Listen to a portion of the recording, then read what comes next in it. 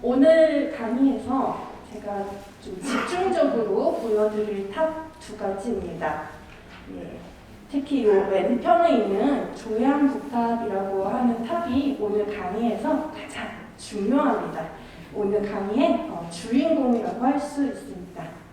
그래서 요 나라 때 지어진 탑들이거든요. 요 탑들을 통해서 화원 세계가 어떻게 건축을 통해서 구현이 되었는가에 대해서 제가 오늘 설명을 드릴 예정입니다.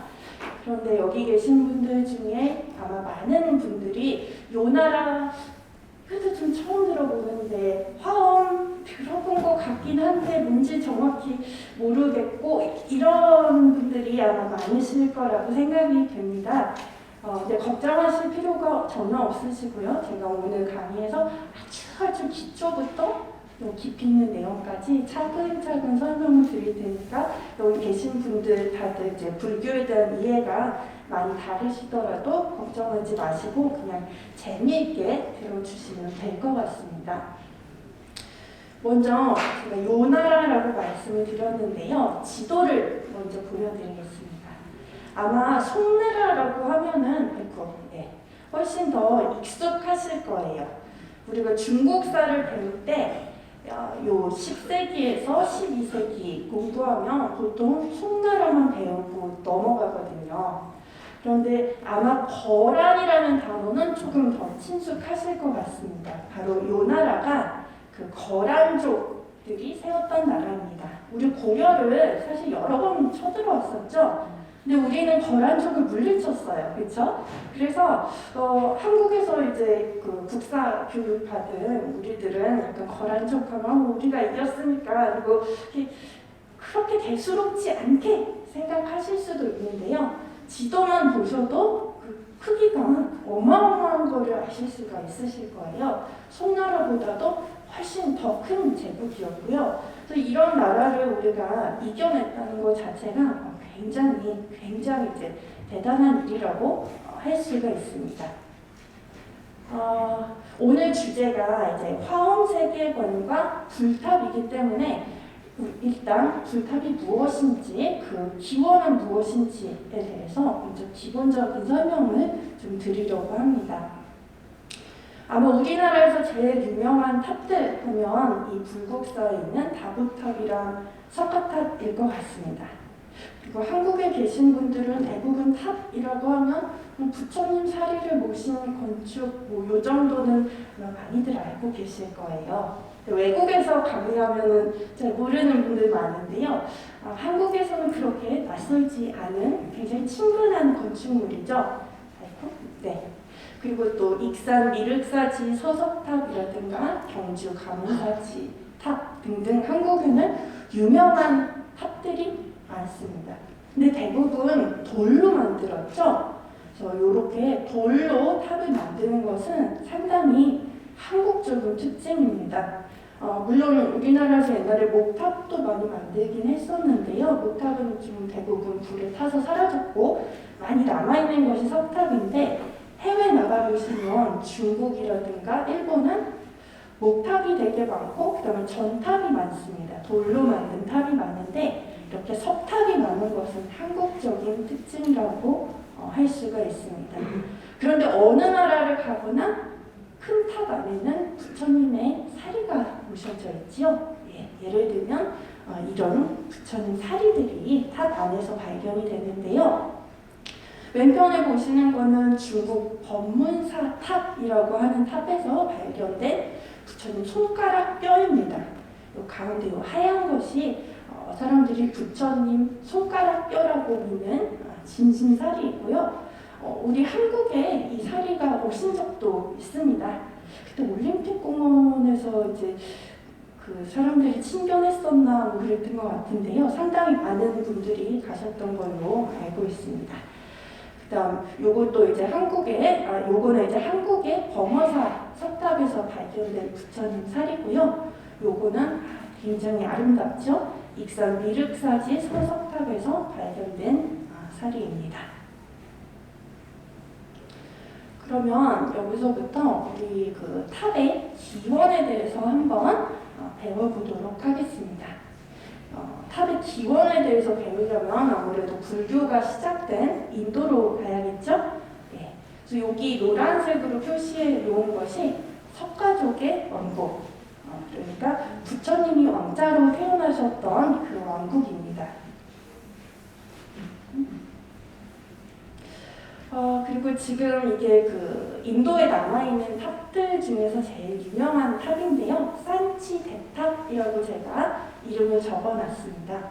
근데 또 가로하고 산치 스투파 이렇게 적어놨잖아요. 그래서 원래 인도에서는 탑을 스투파라고 불렀고요. 그 명칭에 대해서는 제가 조금 이따가 더 설명을 드리도록 하겠습니다. 부처님이 이제 평생 이제 설법하시고 이제 많은 제자들을 가르치시고 하시다가 이제 쿠시나가라라는 곳에서 대반 열반에 들어가셨죠. 조금 이제 다른 의미로 말하면 이제 세상을 떠나셨다. 근데 이제 그걸 대반 열반이라고 부르는 이유가 이제 깨달음을 얻으셨으니까 더 이상 윤회를 하지 않으셔도 된다는 의미에서 대반 열반이라고 하는데요. 이제 부처님 대반 열반에 들어가시고 나서 이제 다비식을 했지요. 그리고 나서 굉장히 많은 사리들이 나왔다고 합니다. 지금 여기 보여드리는 거는 한국의 성철 스님 사리 사진인데요. 성철 스님 다비식 이후에도 굉장히 많은 사리가 발견되었었죠. 그런데 부처님 돌아가시고 나왔던 사리는 그 양이 어마무시하겠죠. 그리고 이제 그 전설에 따르면 석가모니불이 돌아가시고 나서 여러 왕국의 왕들이 서로 부처님 사리를 자기들이 모셔가겠다고 다툼이 일어났대요. 그랬다가 그거를 이제 한 성인이 중재를 해주셔서 여덟 개로 이제 나누셔갖고 분사리를 하셔갖고 분과를 하셔서 8개 왕국에 나눠줬다고 합니다. 어떤 이제 기록에 의하면 한 개는 용왕이 가져갔다 그런 기록도 있습니다. 그래서 그 8개 사리를 그러니까 8개로 나눈 사리를 이제 받아간 분들이 각각 탑을 세워서 근본 8탑이라는 것을 세웠다고 합니다. 근데 지금은 근본 8탑이 남아있지는 않고요. 여러분들이 이렇게 상상하시는 것을 도와드리기 위해서 제가 현재 인도에 남아있는 탑을 가지고 이런 이미지를 한번 만들어 본 것입니다. 그러면 근본 8탑은 왜 없어졌을까요? 그렇게 중요한 기념물이요? 그거는 우리가 마우리아 제국에 대해서 이해하면은 알 수 있게 됩니다. 지난주에 황순희 교수님 강의 때 들으셨겠지만 이 마우리아 제국 요 시기에 인도 전역으로 불교가 퍼져나가게 되죠. 네. 그런 역할을 굉장히 그 불교가 인도 전역으로 퍼져나가는데 중요한 역할을 했던 왕이 아쇼카 왕입니다. 이분이 여러 가지 중요한 일들을 많이 하셨지만 탑 관련해서도 굉장히 중요한 일을 하셨습니다. 뭘 하셨냐면요. 근본 8탑을 다 열으셨어요. 왜 열었냐? 부처님 사리를 다시 다 꺼내서 모으려고 탑을 열었습니다. 네, 일설에 따르면 하나 용왕이 지키는 건 못 열었고 7개를 열었다. 네, 그런 설도 있고요. 근데 이분이 왜 이렇게 부처님 사리를 다 꺼내서 다시 모았을까요? 이분은 모은 사리를 다시 전국 각지에 나누어줘서 전설에 따르면 84,000개의 탑을 전국에 세웠다고 합니다. 네. 어떤 버전에 따르면 뭐 중국에까지 탑을 세웠다 뭐 이런 그런 이제 전설도 있기도 하고요.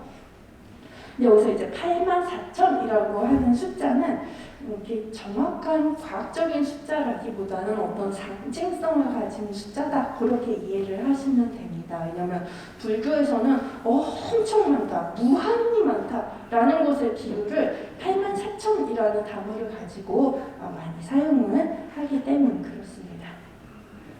그래서 이렇게 근본 8탑 8개밖에 되지 않았던 탑이 수많은 탑으로 이제 바뀌게 되는 것이죠. 제가 아까 보여드렸던 요 산치 대탑도 그 아쇼카 왕이 세웠던 수많은 탑 중에 하나입니다. 예.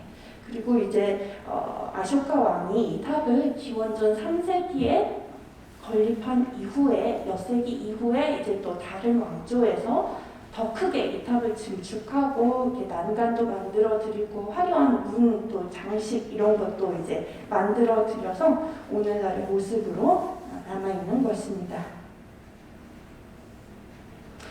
제가 아까 스투파라는 용어에 대해서 조금 더 설명을 드리겠다라는 말씀을 드렸었어요. 또 우리는 탑이라고 부르는데요. 인도에서 원래 명칭은 스투파입니다.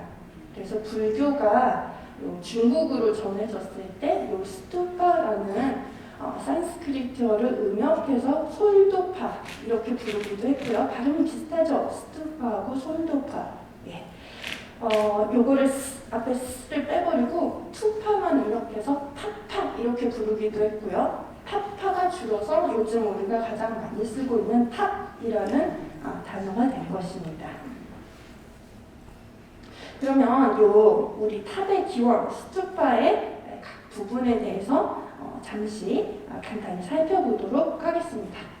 스투파의 맨 윗부분에는 이제 차트라라는 것들이 있어요. 쉽게 생각하시면 양산 같은 기능을 한다 그렇게 보시면 돼요. 그런데 저렇게 성스러운 유적 위에 뜬금없이 웬 파라솔일까 양산일까 그렇게 생각하실 수도 있는데요. 인도는 기후가 어떻죠? 굉장히 덥지요. 그래서 고대의 왕족들이 이렇게 순행을 하거나 할 때 항상 하인들이 이렇게 양산, 큰 파라솔을 뒤에서 받쳐드렸어요.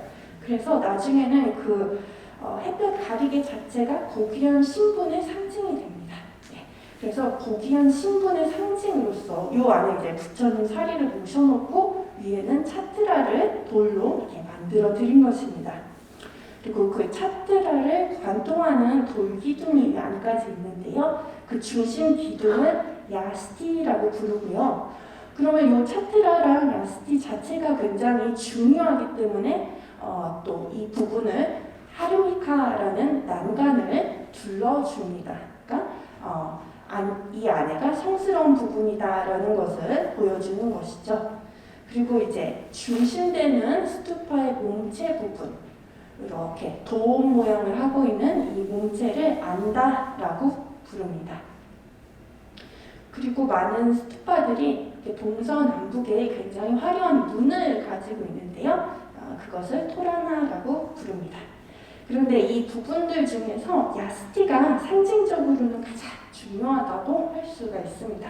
왜냐하면 엑시스 문디라고 해서 세계의 중심축이다 그런 의미를 가지고 있어요. 그러니까 이런 스투파가 있고 야스티가 있는 이곳이 바로 이 모든 세계, 이 모든 우주의 중심이 된다라고 하는 상징적인 의미가 있기 때문에 굉장히 중요합니다. 그러면 탑 또는 스투파를 예경하는 가장 기본적인 방법은 무엇일까요? 제가 이미 답을 써놨죠? 탑돌이입니다. 고대 인도에서부터 이렇게 사람들이 시계 방향으로 이제 성인 또는 성스러운 것을 이제 시계 방향으로 이제 주위를 도는 것이 예경을 표하는 의미를 지니고 있었어요. 그래서 스투파 안에도 부처님 사리가 있으니까요. 부처님에 대한 예경을 표하기 위해서 이렇게 탑돌이를 합니다. 그 탑돌이 전통이 전해져서 한국에까지 오게 된 것이죠. 근데 사실 한국에서는 탑돌이를 아주 많이 하는 것 같지는 않고요. 제가 이 얘기를 하는 거는 왜냐하면 중국 같은 데 가보면 훨씬 더 많이 하거든요. 사람들이. 탑돌이는 이따가 제가 또 중요하게 제 강의에서 언급을 드릴 텐데요. 먼저 제가 아까 보여드렸던 그 요나라 탑인데요. 여기에서도 이렇게 사람들이 밤낮으로 정말 밤낮으로 탑돌이를 하는 모습을 보실 수가 있습니다. 예. 그런데 제가 그 동아시아 탑의 기원이 인도의 스투파다 이렇게 말씀을 드렸는데요. 조금 여러분 궁금하실 수도 있으실 것 같아요. 근데 모양은 왜 이렇게 다르게 생겼을까? 그쵸? 완전 다르게 생겼죠? 거기에는 이제 이유가 있습니다. 이런 스투파, 둥그스름한 스투파가 이런 동아시아의 고층 탑으로 변한 과정을 이해하시려면 불교의 전파 경로를 함께 살펴보시면 됩니다. 불교가 인도에서 기원해서 이렇게 중앙아시아를 통해서 중국으로 들어와서 한국, 일본으로 퍼졌죠. 또 이렇게 동남아 쪽으로도 퍼져나가게 됩니다.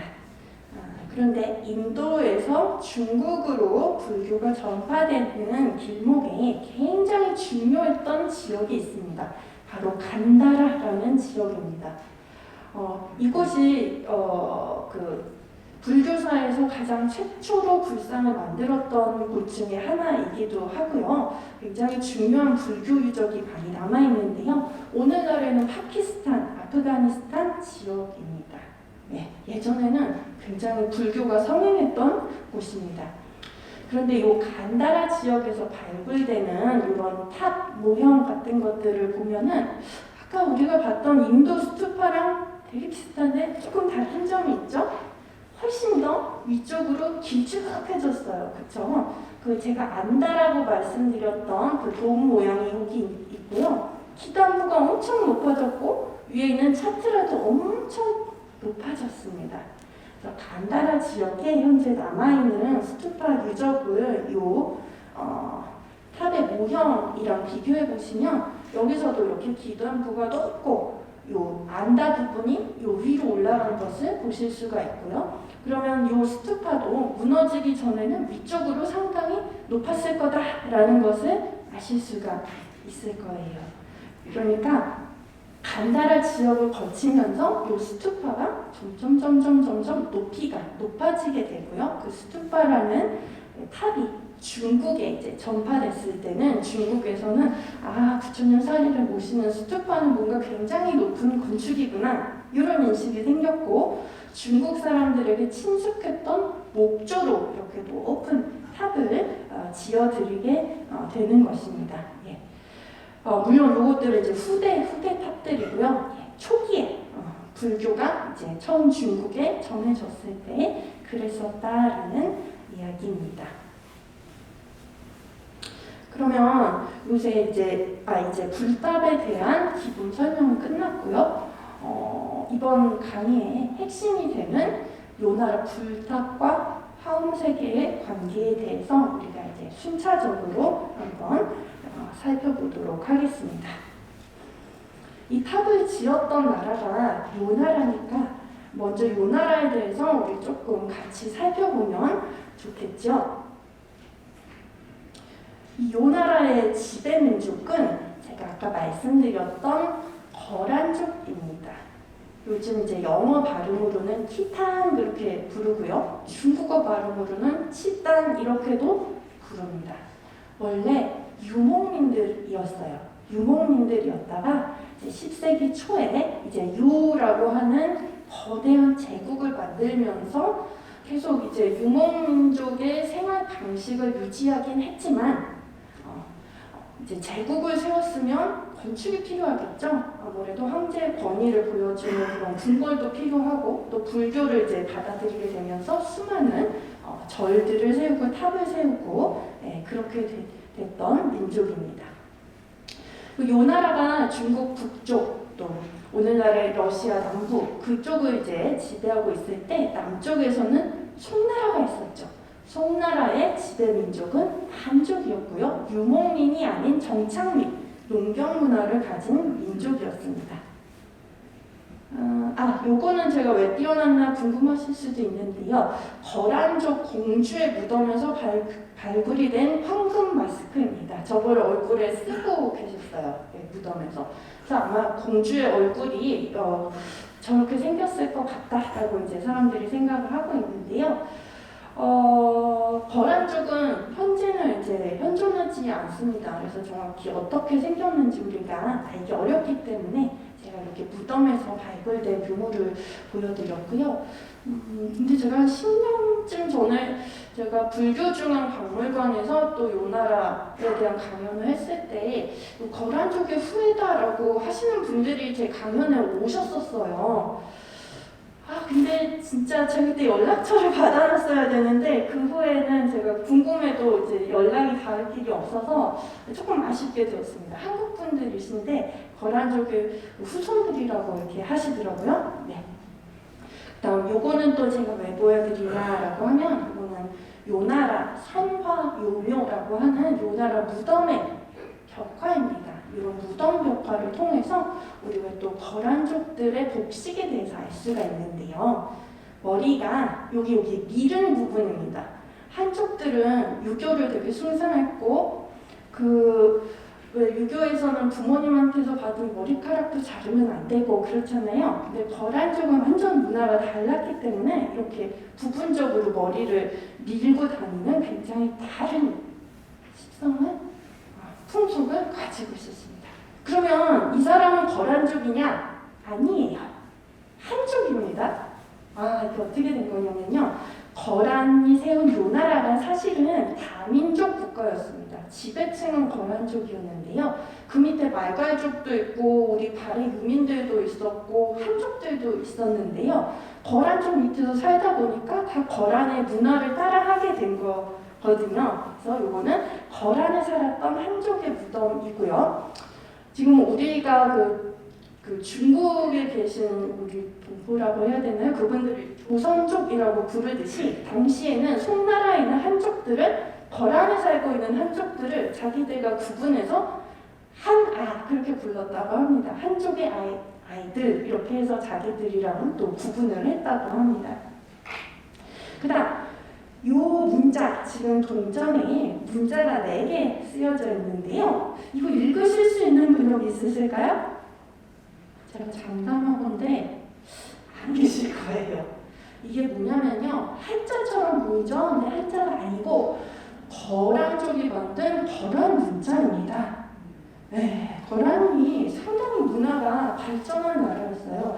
굉장히 문화적인 역량이 있어야지만 자기들의 문자를 가질 수가 있잖아요. 지금 유럽에 그렇게 많은 국가가 있어도 자기네만의 프랑스만의 문자 있나요? 이게 다 똑같은 알파벳 쓰잖아요. 근데 우리는 우리 문자가 있듯이 굉장히 이제 자랑스러운 일이죠.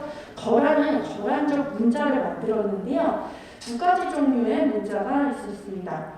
그래서 하나는 대문자, 하나는 소문자인데요. 하나는 이제 한자처럼 상형 문자 체제였지만 또 다른 소문자는 우리 한글과 같은 표음 문자였다고 합니다. 잠시 다시 위로 올라갈 텐데요. 거란족 문자가 아직까지 100% 회복이 안 됐습니다.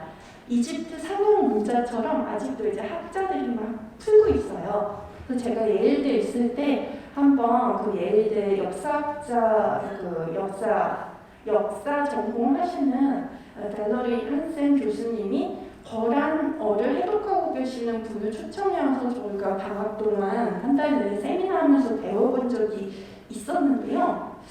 저는 그냥 가서 청강했는데 한글만큼 이제 체계적이지는 않더라고요. 표음은 표음인데 상당히 좀 복잡해요. 한글처럼 과학적이고 깔끔하지는 않은 느낌이었는데요. 근데 우리가 한글 창제를 할 때 산스크리트 그 문자도 참고하고 여러 가지 참고했는데 요 거란족 문자도 표음 문자였기 때문에 참고를 했다고 합니다.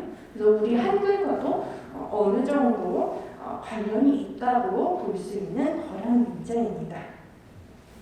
그다음 또 이 요나라가 얼마나 대단한 나라였는지 제가 좀 더 설명을 해드려야 되겠는데요. 요나라 초기에는 송나라랑 잦은 전쟁이 있었습니다. 그러다가 송나라가 군사적으로는 아무래도 밀리니까 1004년에 평화협정을 하자고 합니다. 그래서 그 조건으로 우리가 송나라가 요나라한테 매년 비단 20만 필이랑 은을 10만 명을 보내줄 테니까 대신 평화조약을 체결하자. 그렇게 해서 평화조약이 맺혀집니다. 그래서 굉장히 막대한 부가 송에서 요로 흘러 들어가게 됩니다. 그래도 이제 송나라가 자존심 센 거 아니에요. 한족이니까. 그래서 우리가 이렇게 평화 조약을 맺지만 우리가 얘네한테 절대 조공을 주는 건 아니다. 우리는 동등한 관계다라고 해서 어떻게 서로 간의 황제의 명칭을 정했냐면요. 우리는 동등한 형제 같은 관계니까 요나라 황제가 나이가 더 많을 때는 이제 송나라 황제가 요나라 황제를 형이라고 부르고 송나라 황제가 나이가 더 많을 때는 요에서 송나라 황제를 형이라고 부르자. 그렇게 이제 협의를 했다고 합니다. 그리고 또 요나라가 굉장히 국제 무역을 많이 했습니다. 바이킹하고까지 국제 무역을 했다고 합니다. 그래서 요나라 무덤 파보면요, 바이킹이랑 국제 교역을 해서 저쪽 북유럽에서 들어온 물품들도 종종 발굴이 됩니다. 그러다 보니까 외국에서는 송나라를 잘 몰랐어요. 예전에 유럽에서는 다 요나라를 훨씬 더 많이 알았습니다. 그래서 중국에서 굉장히 오랫동안, 유럽에서 굉장히 오랫동안, 중세 유럽에서는 중국을 카세이라고 불렀는데요. 요새도 카세이 퍼시픽이라고 항공사도 있지요. 그게 카세이, 중국을 뜻했던 그 단어의 원이 바로 거란족의 거란입니다. 왜냐하면 거란족의 키타안의 복수형이 키타이고요. 이 키타이가 유럽으로 전해지면서 카세이라는 발음으로 불리게 됩니다. 그래서 요나라는 이미 옛날에 망한 그 후에 마르코 폴로가 중국을 방문을 했는데 마르코 폴로가 동방견물록에서 여전히 중국을 카세이라고 칭했습니다. 그러니까 고려가 코리아가 된 것이랑 비슷한 위치죠. 그래서 그러니까 국제적으로 보면 송보다 요나라가 이렇게 훨씬 더 유명했습니다. 그다음 이 요나라의 이제 그 수도를 살펴보면요, 오경 체제를 가지고 있었어요. 그래서 가운데 중경, 그다음에 남경, 서경, 동경, 위에 있는 거 상경이라고 해서 상경이 제일 중요했고요. 남경이 오늘날의 북경입니다. 그래서 요나라 이때부터 북경이 중국사에서 중요한 도시가 됩니다. 그전에는 북경이라는 것 자체가 별로 중요하지 않았어요. 그러니까 요나라가 중국 사회에 미친 영향이 굉장히 크죠. 근데 반대로 우리가 요에 미친 영향도 있습니다. 왜냐하면 요 오경 체제 자체가 발해에서 베껴간 거예요. 요나라가 발해도 이제 쳐들어가서 이제 발해를 정복했는데요. 발해에서 또 굉장히 많은 문화를 받아들이고 오경 체제도 베껴갔다고 합니다. 근데 요 지도에서 보시면 중요한 수도가 남쪽에 몰려있죠, 남쪽에. 그래서 요 북쪽은 이 제국을 건설한 후에도 굉장히 이제 유목민족 전통을 많이 지켜갔고, 요 남쪽에 많은 이제 새로운 건물들, 그리고 사원 등등을 짓게 되는데요. 그럼에도 불구하고 아직 이 지역을 돌아다니면요, 오늘날의 뭐 요령성, 내몽고 그 지역인데요. 군데군데 도시가 있고 군데군데 마을이 있지만 대부분의 지역은 아직까지 저렇게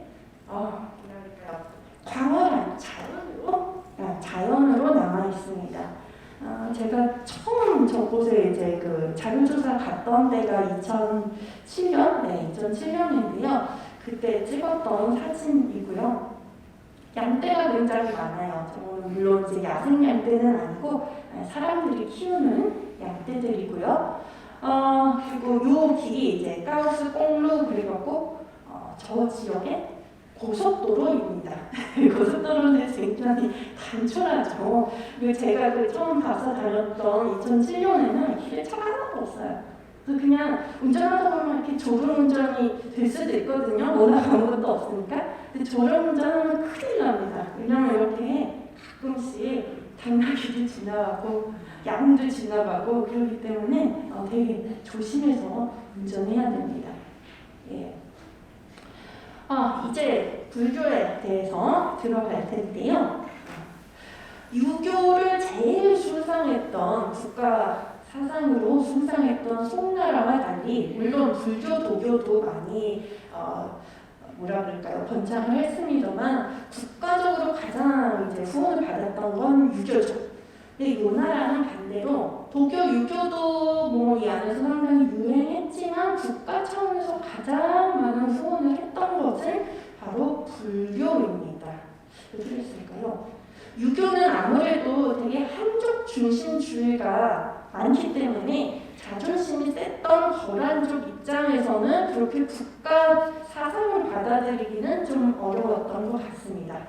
그렇지만 반대로 불교는 어차피 인도, 외국에서 온 거고 원래 되게 무속 신앙을 좋아했던 그 거란족이 받아들이기에는 유교, 딱딱한 유교보다는 불교가 훨씬 더 친근하고 가까웠던 것 같습니다.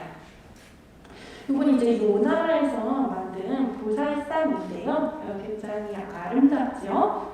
이제 시간이 지나서 얼굴에 그 도금이 조금 벗겨졌긴 합니다만 원래 만들어졌던 당시에는 굉장히 훨씬 더 아름다웠을 거예요. 물론 지금도 아름답겠지만요. 근데 제가 이 보살상을 보여드리는 이유가 있어요. 요나라에서 불교가 얼마나 유행했냐면은 요나라의 여성 귀족들이 불장이라고 해서 불교식 화장을 하고 다녔대요.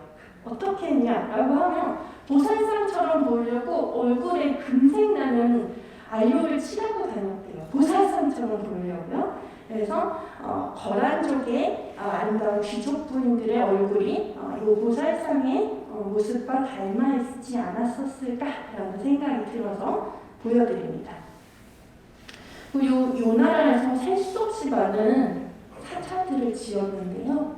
아쉽게도 그 목조 건축들은 몇 개 안 남고 다 사라졌고, 그렇지만 돌이나 벽돌로 만든 수백 개의 요나라 탑들이 아직 남아 있습니다. 네, 그 중에 굉장히 유명한 탑 중에 하나가 경주백탑. 우리나라 경주랑 다른 같죠. 네, 중국어로는 칭조긴 하지만 경주백탑이라는 중국 내몽고에 있는 요나라 탑입니다.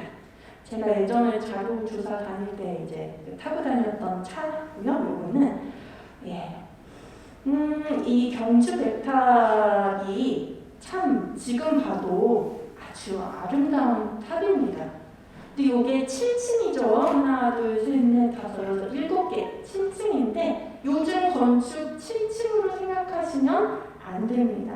이 사진 보시면 여기 요 기단도 여기거든요. 여기도 사다리 타고 올라가야 될 만큼 어마무시하게 높아요. 그래서 굉장히 큰 탑이라고 보시면 되고요. 요나라 불교 건축들이 다 규모가 큽니다.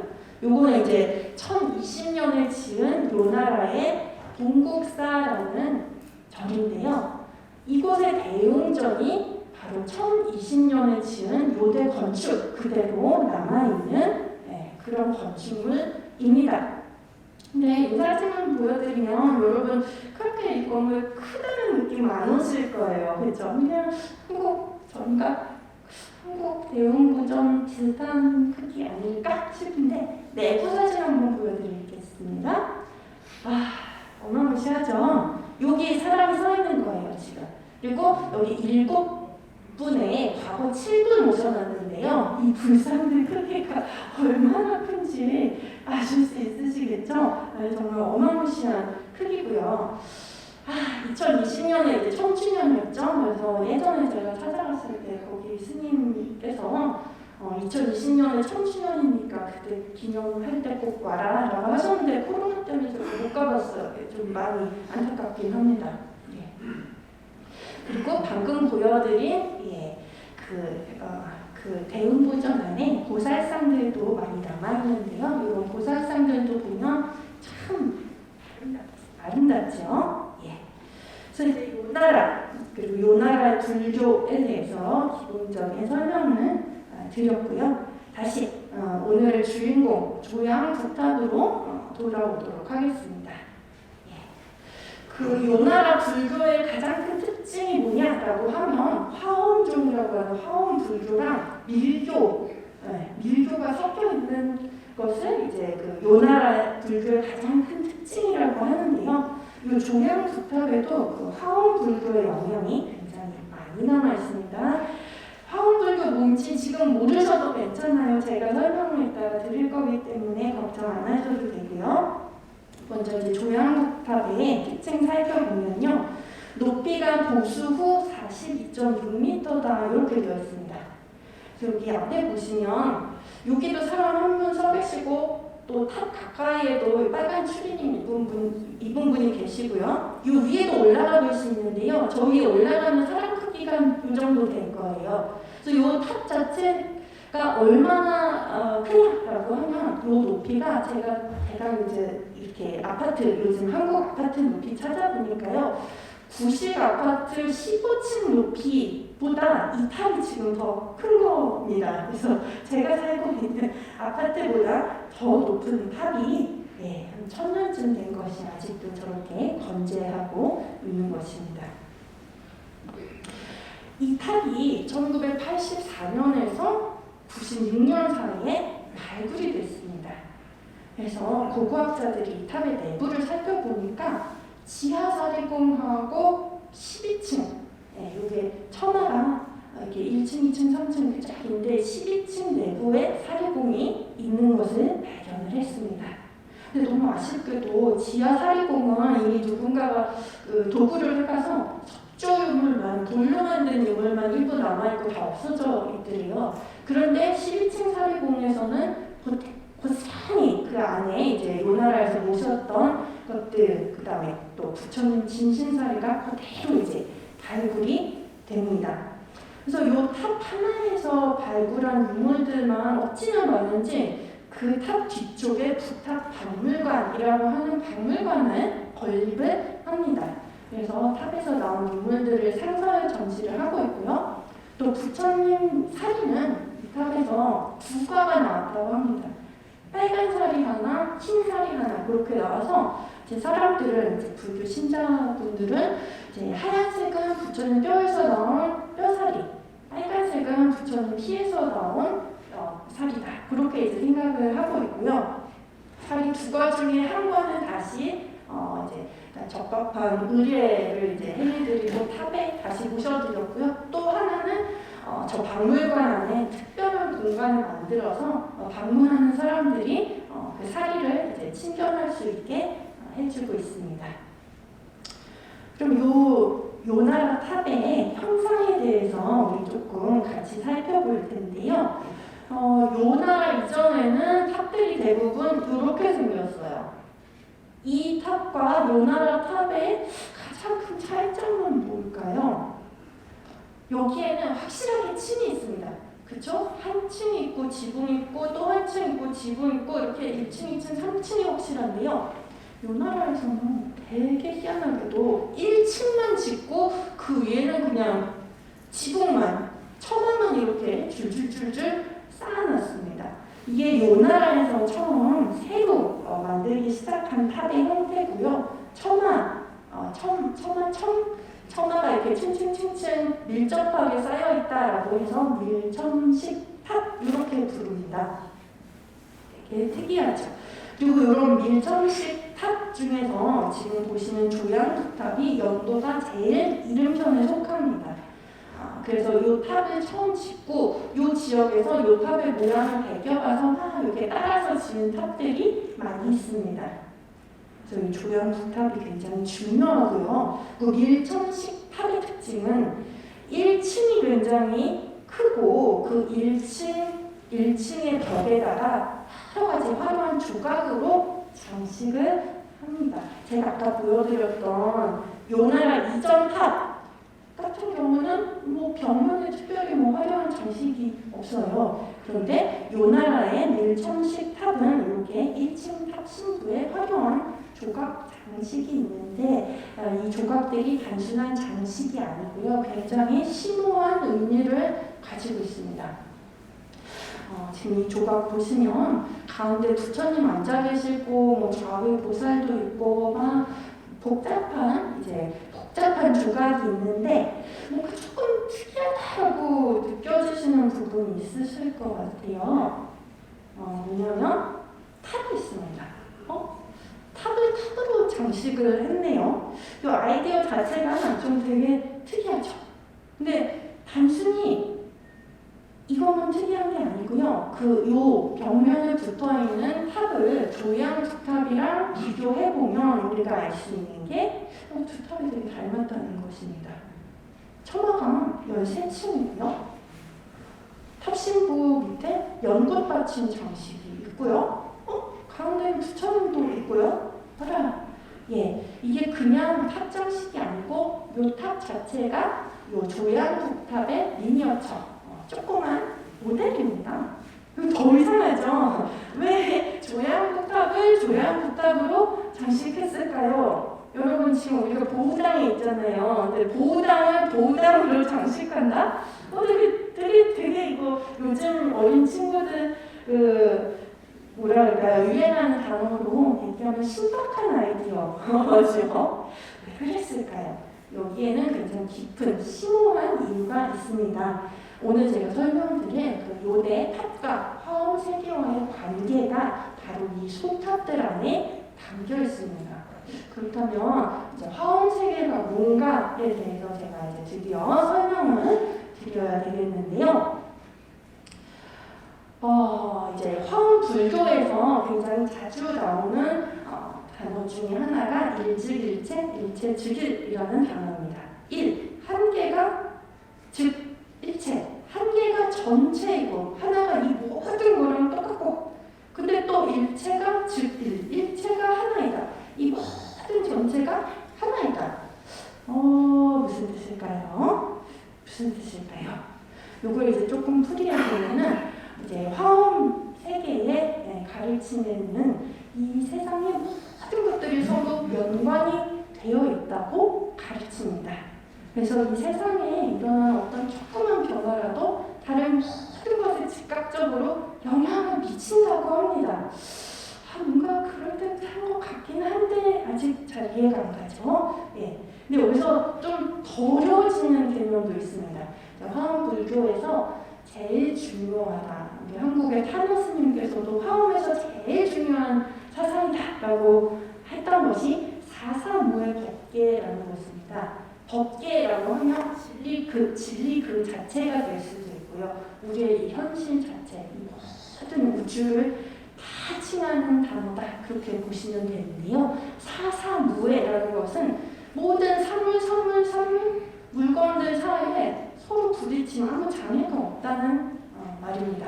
그래서 한국 스님들 하시는 말씀 들어보면 예를 들어서 태산이 엄청 큰 산이 콧구멍으로 막 들어온다. 말이 되나요? 어떻게 산이 왜 콧구멍으로 들어오죠? 산 크기 자체가 그대로. 근데 그게 가능하다는 거예요. 그렇게 산과 나의 콧구멍 사이에 아무 장애가 없다는 거예요.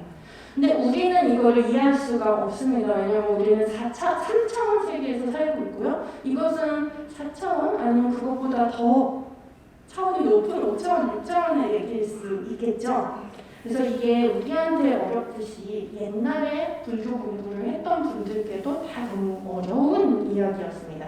그래서 이것에 대한 이해를 돕기 위해서 불교 경전에서 흔히 했던 비유가 인드라망이라는 것이 있습니다. 뭐냐면요, 인드라라고 하는 작은 신이 우주 전체를 이제 감싸는 우주적인 그물망을 가지고 있는데요. 그 망에 마디마다 반짝이는 구슬이 달려있다고 합니다. 근데 그 구슬을 살펴보면요, 얘네가 거울처럼 이제 반사되는 연을 가지고 있으니까요. 그 망에 달린 구슬을 한번 살펴보면 다른 모든 구슬이 그 위에 비쳐있다는 거예요. 근데 그 비친 이미지 중에 하나를 살펴보면 거기에도 또 수많은 이미지 다른 구슬이 비쳐있고 그 안에 걸 살펴보면 또 비쳐있고 이게 무한히 이어진다라는 거고요. 그리고 만약에 이 구슬 중에 하나에 딱 붙여있는 형상이 나타났다라고 하면 그 형상이 여기도 비치고 즉각적으로 착 발현이 되겠죠? 그래서 이런 식으로 이 세계가 무한히 중첩이 되어 있지만 또 다 같이 연결이 돼 있다라는 것을 우리가 쉽게 이해할 수 있게 이런 인드라만의 비유를 들어줍니다. 근데 그래도 어렵죠. 그래서 또 화엄 불교를 이제 깊이 이해하셨던 중국의 법장 스님이라는 분께서요, 이제 당신의 제자들한테 화엄 세계를 가르쳐 주기 위해서, 근데 여기에서 세계라는 단어는 오늘 우리가 쓰는 우주라고 이해하셔도 좋을 것 같습니다. 법장 스님께서 거울방을 만드셨다고 합니다. 그래서 동서남북 간방, 팔방에 거울을 설치하시고 또 바닥, 천장에 거울을 설치하시고 칸한 방, 칸하게 만든 다음에 가운데 불상을 놓으시고 촛불을 탁 피셨대요. 그러면 이런 현상이 참 나타나겠죠? 요거는 작은 거울 방에 하나의 작은 공간이지만 그 안에 무한한 세계가, 같은 크기의 무한한 세계가 또 펼쳐지고 또 펼쳐지고 또 펼쳐지는 거예요. 그쵸? 그 부처님이 여기서 손을 탁 드셨다고 생각을 해보면 요 다른 무한한 다른 세계에 계신 부처님도 다 탁 손을 드시겠죠? 이렇게 다 연결이 돼 있다는 것입니다. 그런데 지금 제가 보여드린 이 두 가지의 가장 유명한 비유, 반짝이는 구슬, 인드라만이나 거울 없이도 화엄 세계를 우리가 재현해낼 수가 있을까요?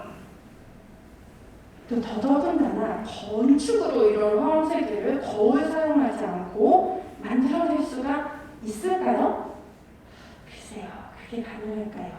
네, 제가 오늘 잠시 슬라이드, PPT를 보도록 하겠습니다. 이 용량이 제가 커갖고 두 개로 쪼개서 왔거든요. 네. 그 해답이 바로 조양북탑을 장식하고 있는 이 탑들에서 찾을 수가 있습니다. 제가 아까 이 작은 탑들이 이 조양북탑의 조그만 모델이다, 같은 탑이다, 그렇게 말씀드렸죠. 그러면 이 개념상으로는 여기 탑이 너무 작아서 표현을 못했지만 이 부처님 양 옆에 이 소탑이 있어야겠죠. 개념상으로는. 그렇죠. 왜냐하면은 이 소탑 자체가 조양북탑이기 때문에 이 개념상으로는 이 작은 소탑들이 이 탑에도 있을 거예요. 그리고 그 탑들도 이 가상의 소탑들도 또 소탑을 가져야 됩니다. 그쵸? 그리고 확대해 보면 그 소탑들도 또 소탑을 가져야 되고, 이 무한이 이제 중첩되는, 아까 우리가 본 거울방과 같은 그런 세계가 여기에 만들어지는 것입니다. 그래서 이것들이 이제 일종의 프랙탈 구조, 같은 모양을 한 것이 끝없이 반복되는 프랙탈 구조라고 할 수가 있는데요. 조양북탑은 입체 프랙탈이라고 할 수가 있죠. 그래서 제 생각에는 이 조양북탑이 화엄 세계의 가장 완벽한 건축적 구현이다. 그렇게 얘기할 수가 있을 것 같습니다. 그리고 이 조양북탑에 영감을 주는 문헌적인 토대가 있습니다. 바로 화엄경이라고 하는 화엄 불교의 근본 경전 안에 들어있는 입법 계품입니다. 입법 계품이 뭐냐면 사실 하나의 문학 작품이라고 보셔도 될 것 같아요. 선제동자라고 하는 어린 소년이 깨달음을 얻기 위해서 긴 여행을 떠나고 그 여정에서 53분의 선지식, 즉 스승을 만나고 깨달음을 얻는 이야기입니다. 문학 작품이지만 동시에 굉장히 깊은 화엄의 철학을 담고 있습니다.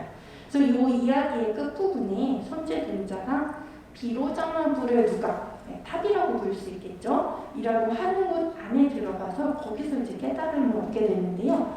그 경전 설명에 의하면 이 선제동자가 비로장화불의 누각을 들어갔는데요. 그 안에서 뭘 봤냐면 자기가 방금 들어온 거랑 똑같은 누각이 그 안에 무수히 많이 있더래요. 근데 그 누각들이 다 크기가 똑같더래요. 근데 서로 방해가 되지 않고 같은 공간에 공존을 하고 있더래요. 그리고 그 누각 하나하나에 석가모니불이 설법을 하고 계시고, 근데 그게 현재만 있는 것이 아니고 석가모니불의 과거, 현재, 미래가 그 안에 다 한꺼번에 보이더래요. 근데 그러고 보니까 선제동자 자신도 그 모든 수많은 누가 하나하나에 자기가 다 있더래요. 그러니까 이것도 우리 3차원 공간 이상의 아까 제가 말씀드린 화엄의 사상문의 법계, 그러니까 그 안에 담겨 있었던 거고, 선제동자가 그 두각 안에서 그 사상문의 법계를 체현을 한 다음에 이제 깨달음을 얻었다, 그렇게 볼 수가 있는 거겠죠. 그리고 아마 그 거란족들이 이 입법 제품을 읽고 여기서 아이디어를 얻어서 우리가 탑으로 이 사상문의 법계를 재현해보자 해서 이런 탑을 만들었던 것 같습니다. 근데 이 탑 자체가 우리를 깨달음의 길로 인도하는 탑이라고 볼 수가 있을 것 같습니다.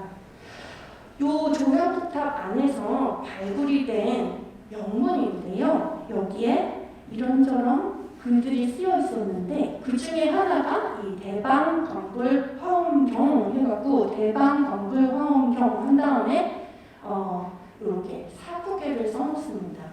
이게 그 화엄경에서 굉장히 유명한 화엄 사구개인데요. 내용을 풀이해보면 이렇게 만약 3세의 모든 부처님을 알고자 한다면 응당 법계의 성품을 관찰하라.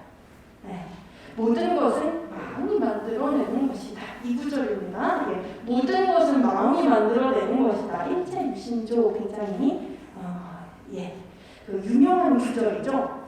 근데 그 위에 법계, 그러니까 만약 3세의 모든 부처님을 알고자 한다면 그 비유적으로 이제 만약 아주 깊은 깨달음을 얻고자 한다면 그렇게 이제 우리가 이해할 수 있겠죠. 일단 법계의 본질을 관하라. 법계의 본질을 알아야 된다.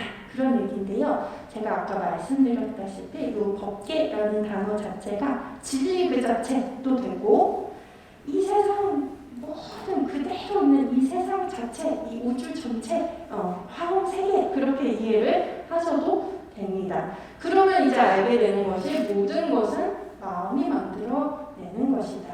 아까 우리 참불가 배웠을 때요, 마음에 그 처음 나왔던 곡에서 마음에 따라서 지옥도 있고 극락도 있다 그런 가사 나왔었던 것 같은데요. 근데 여기에서 마음이 모든 걸 만들어낸다라는 거는 물론 그 맥이 닿았지만 조금 더 깊이가 한 차원 더 깊어진 거죠. 왜냐하면은 우리 마음이 이 우주 전체도 만들어내는 것이다. 그렇게 이제 볼 수가 있는 거죠. 이 탑을 봤을 때 우리가 이 안으로 무한히 펼쳐지는 이런 화엄의 세계가 있구나 라고 깨달았을 때 그 세계를 만드는 것도 우리의 마음이고, 그런데 다시 생각해보면 이게 다 나의 머릿속에서 상상으로 내가 지금 본 건데 나의 마음이 만든 거구나, 또 그렇게 볼 수가 있고요. 그리고 실제로 그렇습니다. 저는 이제 불교 신자라서 그렇게 믿는데요. 이 세상이 정말 우리의 마음이 만든 것입니다. 그다음 우리 다시 화엄경 입법 개통으로 돌아가서 여러분들 어쩌면 선제동자가 어떻게 생겼는가 좀 궁금하실 수도 있으실 것 같으신데요. 우리 고려의 수월 관음도에 거의 항상 요 선제동자가 등장을 합니다. 그래서 보여드릴게요. 요거는 이제 그 뉴욕 메트로폴리탄 미술관에 소장이 되어 있는 우리의 고려 불화이고요. 수월 관음도입니다. 근데 이름이 왜 수월 관음도냐라고 하면 물술자의 달월자인데 그 전에요. 이 우리 고려 불화가 얼마나 아름다운 그 디테일을 가지고 있는지 한번 잠시 보여드릴게요. 요 보살님 팔을 덮고 있는 투명한 베일인데요. 요 머리에서부터 이렇게 내려온 베일인데 이 천이 어찌나 얇은지 투명합니다. 그래서 우리가 그 베일을 투과해서 보살님의 팔을 볼 수가 있는 거고요. 그렇게 투명한 만큼 얇은 베일, 실크 천에 또 금실로 이렇게 순을 놓았습니다. 대단하죠? 그래서 고려시대 불화는 정말 자랑스러운 우리나라의 문화유산입니다. 동시기의 중국과 일본 거를 보면 저렇게 세밀하지가 않고요. 또 한국 고려부라의 특징은 금을 많이 사용했다는 겁니다. 진짜 금가루로 만든 안료를 많이 사용했다는 거예요. 그래서 여기에 금실로 수놓은 문양, 또 보살님의 손, 요 모든 장식 이런 것들이 다 진짜 금으로 그린 그림입니다. 그리고 요 그림이 그러니까 고려 시대 만든 관음보살 또는 대부분 수월 관음도인데요. 왜 수월 관음도냐라고 하면 보통 이쪽에 달이 그려집니다. 동그란 달 안에 이제 방아 찍고 있는 토끼가 있죠. 그래서 달이 그려지고요. 수는 요 관음보살이 그 바다에 도타라카산 섬에 살고 계시는 관음보살님을 묘사한 거라서 요 아랫부분을 보면 이렇게 지금 막 파도 문양이 조금 자세히는 안 보이지만 여기가 다 바다고요. 또 사도가 있습니다. 바다고 여기에 보살님께 공양물을 바치러 온 이 분이 용왕입니다. 용왕. 그래서 바다가 물이니까요. 그래서 합쳐서 수월 관음도 이렇게 부르는데요. 용왕이 있는 다른 쪽 끝에 보시면 여기에 선제동자가 와 있습니다. 여기 얼굴이 있고 이렇게 손을 합장하고 있고요. 이렇게 다리를 모으고 서 있습니다. 조금 요거는 또 일본에 있는 고려 수월 관음도인데요. 여기에도 선제동자가 이렇게 나타나 있습니다. 수월 관음도에 선제동자가 왜 나오냐면요. 아까 그 긴 여행을 했을 때 53명의 스승님을 만났다고 했잖아요. 그 중에 한 분이 관음보살님입니다. 그래서 그 얘기를 고려 시대에도 사람들이 잘 알았기 때문에 관음보살님 그릴 때 관음보살님 찾아온 선제동자를 이렇게 그려줬던 것입니다. 근데 이 화엄경 입법 제품이 굉장히 중요하게 나타난 불교 건축이 또 있습니다. 바로 인도네시아의 보로부두르라는 건축입니다. 여기 가보신 분들도 있으신 것 같아요. 있으세요? 많지는 않으시군요. 예. 예. 요 건축도 진짜 어마무시한 인류의 문화유산입니다. 지금 보시면 여러 층으로 되어 있는데요. 요 기단부에 이렇게 한 층, 두 층, 세 층, 네 층이 있는데 요거를 한 바퀴씩 다 돌면서 올라가면요 무려 5m, 약 5m를 걷게 되는 그렇게 거대한 건축입니다. 그렇게 보기엔 좀 너무 힘들겠죠? 좀 힘드신 분들은 요 다 돌지 않으시고 그냥 위로 이렇게 올라가셔도 되기는 합니다. 그래서 요 한 변이 약 122m이고요. 요 위에 이따가 보여드리겠지만 요 위에 하는 불상이 모셔져 있고 여기에도 사방분대에 막 불상이 모셔져 있는데요. 다 합치면 504개가 된다 그러고요. 요 안에 굉장히 많은 부조 조각이 들어있는데 무려 1460개라고 합니다. 그리고 또 재밌는 게 1885년에 사람들이 이 보로부두르 건축의 기단부 안에 또 조각들이 숨겨져 있는 것을 발견을 했습니다.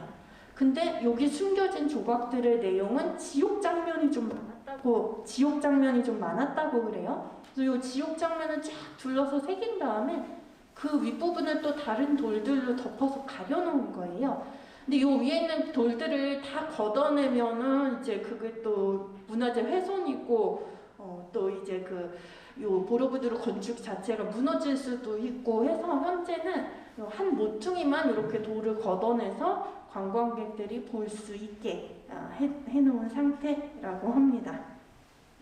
그리고 아까 요거를 밑에 4층을 다 이렇게 네모난 부분을 돌면서 올라가면 한 5km 걸으셔야 된다고 말씀을 드렸잖아요. 그 부분을 걸을 때 이런 식의 통로를 꼬불꼬불꼬불한 통로를 계속 걸어가게 되시는 거고요. 양쪽 벽으로 여러 가지 이야기를 담은 조각들이 쫙 새겨져 있습니다. 그렇게 해서 요 4층을 다 올라가시면요, 요 복도들을 통과해서 그 다음에는 이렇게 요 윗부분 뻥 뚫린 공간으로 다시 나가시게 됩니다. 그래서 아까 약간 어떻게 보면 답답할 수도 있게 보이는 그 통로를, 미로 같은 통로를 통과해서 가시면 이렇게 갑자기 확 열린 트인 공간이 나오게 되는 거고요. 요것들이 아까 하나하나가 아까 인도 배울 때 여러분들 보셨던 스투파입니다. 수많은 스투파들이 저 위에 있는 거고요. 그 안에 들여다보시면 스투파 하나하나마다 저렇게 또 아름다운 불상들이 모셔져 있습니다. 아, 엄청난 건축이죠. 근데 아까 요 아랫부분은 지옥 장면이 담겨 있다고 제가 말씀을 드렸잖아요. 그래서 많은 학자들이 요 아랫부분은 6개, 그 위에는 3개, 위에는 무색개라고 해서 요 용어들이 다 좀 낯설으실 수도 있지만 그냥 쉽게 생각해서 요 우리 우주에서 점점 더 높은 차원으로 올라가게 그렇게 이제 구성을 해놨다. 이해를 그렇게 하시면 되고요. 그 다음 요 건축을 제가 왜 보여드렸냐라고 하면 이 건축에 무려 2층에서 4층까지 여기도 조각이 쫙 있고 여기도 조각이 쫙 둘러있는 그 부분이 다 입법계품 얘기입니다. 엄청나죠? 그래서 그 선제동자, 그 부분에 새겨진 선제동자의 모습입니다. 그러면 요 건축에서 입법계품 얘기를 처음부터 끝까지 다 새겨놨는데요. 아까 우리가 배웠던 핵심 내용, 선제동자가 비로자나 불에 누가반에 들어간 그 장면을 여기서는 어떻게 묘사를 했을까요? 그 사사모의 법계가 담겨있는 그 누가반을요.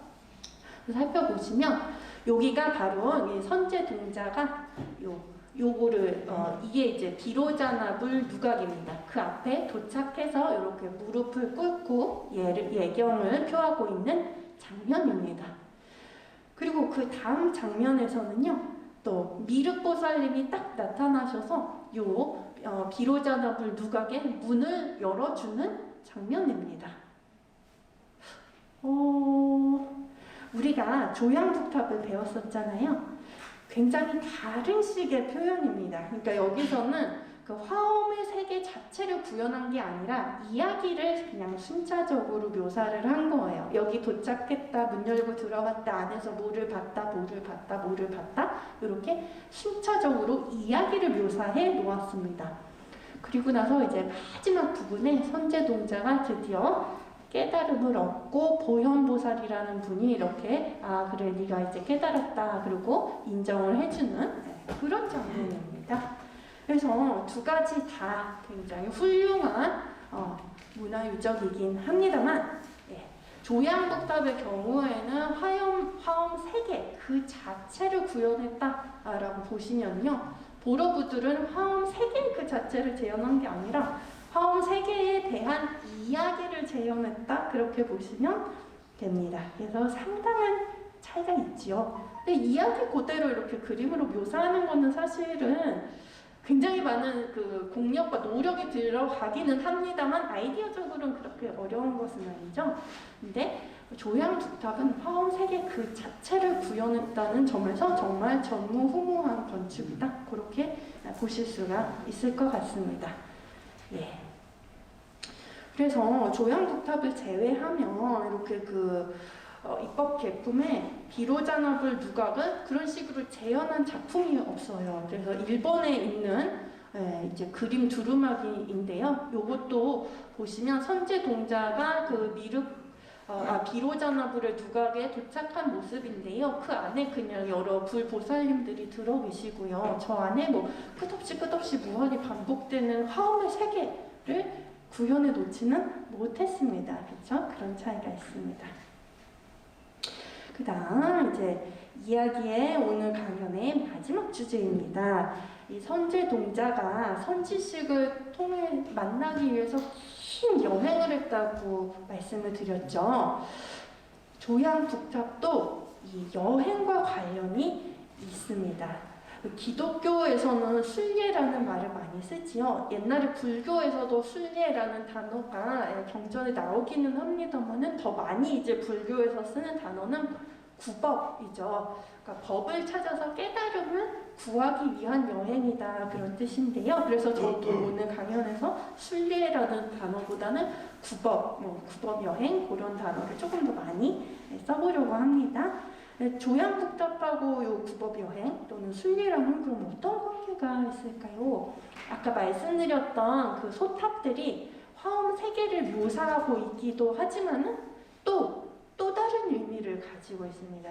이 탑들이 굉장히 중층적인 의미를 가지고 있습니다. 이 탑이 동서남북 사면에 8개가 있는데요. 8개가 있는데 하나하나 그 옆에 이렇게 이름이 쓰여 있습니다. 그래서 8개 탑의 소탑의 명문을 살펴보면요. 남쪽에서부터 시작해서 시계 방향으로 이렇게 아까 탑돌이라는 방향으로 살펴보시면 정반 왕궁에서 태어나신 탑, 보리수 밑에서 성불하신 탑, 이렇게 녹야원에서 설법하신 탑, 그리고 맨 마지막에 사라림 중 열반 탑, 사라림에서 열반하신 탑, 이렇게 되어 있습니다. 주어가 빠져있죠? 주어가 누구실까요? 당연히 네, 감사합니다. 석가모니 부이시겠죠. 그리고 그 장소를 하나하나 추적을 해보면요. 정반 왕궁에서 태어나신 탑, 부처님 태어나신 곳, 룸빈이 아닌가? 그 다음에 성불하신 탑, 성불하신 곳 보드가야 아닌가? 이렇게 하나씩 맞춰보면요. 바로 인도의 8대 성지입니다. 딱 들어맞습니다. 그리고 중요한 것이 이미 8세기부터 동아시아의 많은 스님들이 요 8대 성지로 국업 여행을 가셨습니다. 그 중에 우리랑 가장 친숙하신 분은 아마도 신라의 해초 스님이실 겁니다. 그래서 서울대 남동신 교수님 연구에 따르면 그 해초 스님이 쓰신 왕호 천축국전을 살펴보면요. 해초 스님이 인도에 갔던 가장 중요한 목적은 경전을 구하거나 뭐 그런 거 또 계셨겠지만 가장 중요한 목적은 바로 8대 성지의 8탑 8개 탑을 보기 위해서 가신 거였다고 합니다. 그래서 이 8대 성지의 8탑 자체가 예전부터 정말 많은 분들이 국법여행 또는 순례 여행을 가고 싶어 했던 곳입니다. 8세기부터 이미 그랬으니까 11세기 요 나라 사람들도 굉장히 인도 8대 성지 가서 8탑을 보고 싶어 하셨겠지요. 그런데 문제는 요에서 인도까지 가는 길이 어려웠다는 것입니다. 일부는 가실 수 있었겠죠. 그렇지만 우리가 그 여행이 보편화된 현대 이전의 사회를 살펴보면 여행을 가는 것 자체가 순례든 뭐든 어디로 간다는 것 자체가 굉장한 특권이었고 대부분의 사람들은 할 수 없는 일이었습니다. 우리가 11세기에 산다고 생각해보면 만약에 내가 농사를 짓는 사람이다. 어떻게 1년 농사를 싣고 인도에 갔다 오겠습니까? 요즘처럼 비행기 타고 갔다 올 수 있는 것도 아닌데요. 내가 만약에 임금이어도 못 갑니다. 어떻게 나라를 1년을 비웁니까? 나라 적군이 다 쳐들어오게요. 그래서 정말 이렇게 인도까지 갈 수 있는 분들은 과거에는 아주 극소수였습니다. 또 여자들이었다. 여잔데 11세기에 인도까지 간다. 그것도 거의 불가능에 가까웠겠죠. 근데 대부분의 사람들이 순례는 국업여행은 불가능했던 시기에 이 조양북탑에 이렇게 인도 8대 성지의 소탑을 만들어 줌으로써 이 탑을 탑돌이하는 사람들이 가상의 국업여행을 갈 수 있도록 해준 것입니다. 그래서 가상의 순례라고 하면 오늘날 우리한테는 굉장히 낯선 개념인데요. 과거에는 생각보다 굉장히 요즘에 비해서는 보편적인 개념이었습니다. 예를 들면 일본의 귀족들도 그런 중요한 사원에 가상의 여행을 갔었습니다. 유럽에서도 가상 순례 여행이 많았는데 오늘은 그 부분은 생략하고요. 여기서 근데 되게 재밌는 거는요. 카수가라는 사원에 가상 순례를 갔던 일본 귀족이 남긴 일기가 있는데요. 그분은 굉장히 돈이 많은 분이었고 자기가 직접 사원을 세운 분이었기 때문에 이미 그 사원도 많이 가신 분이에요. 그런데 일주일 동안 카수가 그 사원을 그린 그림을 앞에 놓고 가상순례를 다녀오셨다고 합니다. 맘만 먹으면 언제든지 실제로 가실 수 있는 분이 왜 가상으로 순례를 다녀오셨을까요? 실제 순례, 실제 국법 여행보다 가상의 순례가 가지는 더 큰 강점들이 있기 때문입니다. 예를 들면요, 8대 성지를 순서대로 방문을 한다. 요 탑을 돌면 아까 그 남쪽에서부터 시작해서 부처님 태어나신 림빈이 성불하신 곳 하나하나 돌고 돌아가신 곳 이렇게 순서대로 볼 수가 있잖아요. 근데 요즘에도 우리가 인도에 순례 여행 가면요, 그 순서로 보기는 어렵습니다. 그쵸? 약간 이제 여행을 고려할 때는 가까운데 먼저 이렇게 실용적으로 가야지 그 순서 맞추다 보면 갔던 길 또 가고 이렇게 되겠죠? 잠깐 봤어요. 예. 그런 게 있고, 그다음에 또 순수성. 우리가 실제 순례 여행을 가면 뭐 산티아고 순례길을 가든 어디를 가든 아무리 이제 성스러운 마음을 먹고 가도 중간에 밥도 먹어야지, 친구랑 수다도 떨어야지, 쇼핑도 좀 할 수도 있고 계속 이제 세속의 일이 들어옵니다. 그런데 가상순례는 정말 완벽하게 순수한 순례만 할 수 있다. 그 다음 또 무한 반복 가능성. 과거에는 아무리 인도를 간다 그래도 한 번 이상 가기는 힘들었겠죠? 그런데 이 탑은 한 번 돌면 8대 성지 이미 한 번 다 돌았습니다. 또 한 바퀴 돌면 또 돌았습니다. 그래서 이거를 무한히 돌 때마다 내가 무한히 많은 순례를 함으로써 굉장히 많은 선업, 공덕을 또 쌓을 수 있다. 그런 장점이 또 있습니다. 요거를 이제 여기까지 잠시만요. 5분이 남아서 예. 그러면 끝에 요거를 이제 보여드릴게요. 마지막 보여드릴 건데요. 저 조양북탑의 12층 사리공에서 발견이 된 구슬망입니다. 그런데 이것은 정말 전무후무한 작품입니다. 조양북탑 이전에도 이후에도 비슷한 유물이 그 어디에도 없습니다. 그런데 이 구슬망을 자세히 살펴보시면요, 사면마다 또 조그만 조양북탑이 들어있습니다. 여기 1층이 있고 13층이 이렇게 짜여져 있죠. 그러면은 이 조양북탑에 아까 소탑도 있었는데 이 탑 안에도 또 조양북탑이 있네요. 그럼 이것도 또 무한히 중첩이 되나요? 근데 게다가 구슬망이에요. 왜 구슬망으로 이 탑을 만들었을까요? 예, 제 생각에는 아마도 그 화엄 법계의 가장 유명한 상징이었던 인드라망에서 영감을 얻어서 이런 특이한 구슬망을 만들지 않았을까, 그렇게 생각이 됩니다. 그래서 오늘 1시간 20분 동안 우리 그 불탑과 화엄 세계와의 관계를 살펴보셨습니다. 오늘 강의가 좀 재미있으셨기를 바랍니다. 감사합니다. 우리 신지학자님들 중에 제일 잘 나가는 교수님이 김영민 교수님입니다. 우리